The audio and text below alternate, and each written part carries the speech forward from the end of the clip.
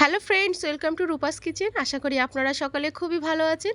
বেশ কিছুদিন ধরে ভিডিও না দিতে পারায় আমি আন্তরিকভাবে দুঃখিত। আজকের হাজির হয়েছে একদম সহজ সিম্পল একটা রেসিপি নিয়ে। একটা টি টাইম স্ন্যাক্সের রেসিপি আপনাদের সঙ্গে শেয়ার করব।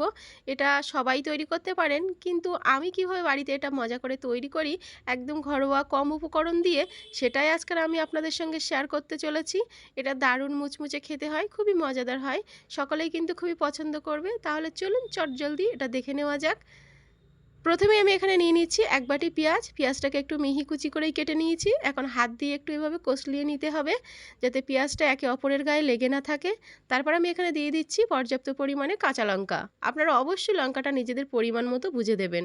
দিয়ে দেবো স্বাদ মতো লবণ, আর দেবো হাফ চামচ হলুদ গুঁড়ো, হাফ চামচ দিয়ে দেবো এখানে ভাজা জিরের গুঁড়ো। তারপর আমি এখানে দিয়ে দিচ্ছি 1/4 চামচ চাট মশলা গুঁড়ো। আপনারা গরম মশলাটাও ব্যবহার করতে পারেন। দিয়ে দেবো 1 চামচ উঁচু করে আদা রসুন বাটা। আর দিতে হবে এখানে মেন উপকরণ বেসন। আমি এখানে 1 কাপ উঁচু করে বেসন নিয়ে নিয়েছি, আর সঙ্গে দিয়ে দেবো 2 চামচ কর্নফ্লাওয়ার। আপনারা কর্নফ্লাওয়ার যদি বাড়িতে না থাকে তাহলে 2 চামচ শুকনো চালের গুঁড়ো এখানে ব্যবহার করতে পারেন। যেটা হাতের কাছে থাকবে সেটা দিয়েই কিন্তু এটা তৈরি করে নিতে পারবেন। তবে সব কিছু একসঙ্গে খুব ভালোভাবে মিশিয়ে নিতে হবে।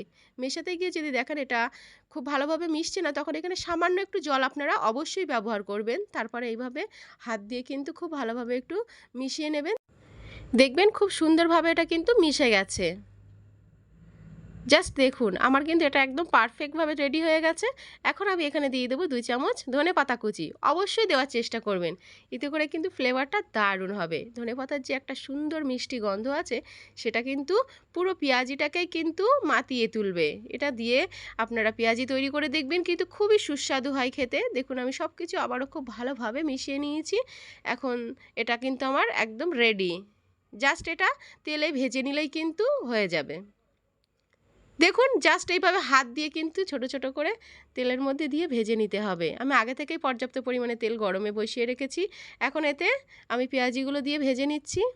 জাস্ট দেখুন কতটা সহজ এটা। একসঙ্গে কিন্তু অনেকগুলো পেঁয়াজি কিন্তু তৈরি করে নেওয়া যায়, কোনো রকমের অসুবিধা হবে না। এটা কিন্তু একটার গায়ে আর একটা লেগেও যাবে না। তারপর বেশ কিছুক্ষণ পর কিন্তু এক সাইড একটু লালচে কালার চলে আসলে আমরা এর অপর সাইডটাও কিন্তু উল্টে দিয়ে এভাবে ভেজে নেব।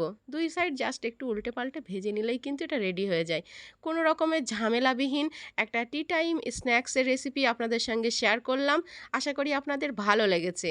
এইভাবে অবশ্যই বাড়িতে একবার ট্রাই করে দেখবেন। তারপর দুই সাইড কিন্তু বেশ 5 থেকে 6 মিনিট একটু লাল লাল করে ভেজে নিলেই কিন্তু এটা রেডি হয়ে যাবে। দেখুন আমার কিন্তু রেডি হয়ে গেছে। একটা স্ট্রেইনারের সাহায্যে আমি কিন্তু তেল ঝরিয়ে তুলে নিচ্ছি। এখন এইভাবে সব পেঁয়াজিগুলোকে আমি তুলে নিচ্ছি। তারপর জাস্ট গরম গরম এইভাবে সার্ভ করে নিলেই কিন্তু হয়ে গেল।